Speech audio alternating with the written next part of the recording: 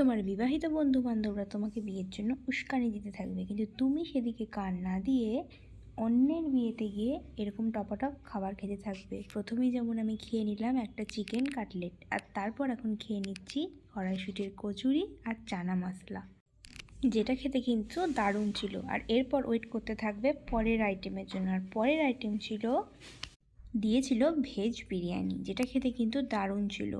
এটা একটা নামও ছিল কুশকা পোলাও টাইপস। আর এর সাথে দিয়ে দিয়েছিল বাটার পনির, এটা দিয়ে খেতে কিন্তু দারুণ লাগছিল। আর এরপর দিয়েছিল সাদা ভাত, যেটা আমি স্কিপ করে ওই বিরিয়ানির সাথে নিয়ে নিয়েছিলাম মাটন কষা। Just two yam. আর একটা কথা অবশ্যই মনে রাখবে, লোকের বিয়ের মাটন কষা কিন্তু বেশি টেস্টি হয় নিজের বিয়ের থেকে। তাই ওর কথায় কান না দিয়ে নিজের সুন্দর করে সেজে অন্যের বিয়ে থেকে চুপচাপ খেয়ে আসবে। এটাই বেস্ট আইডিয়া, তাই না? আর এইরকম ভালো ভালো আইডিয়া পেতে চাইলে আমাদের চ্যানেলের সাথে থাকো। আর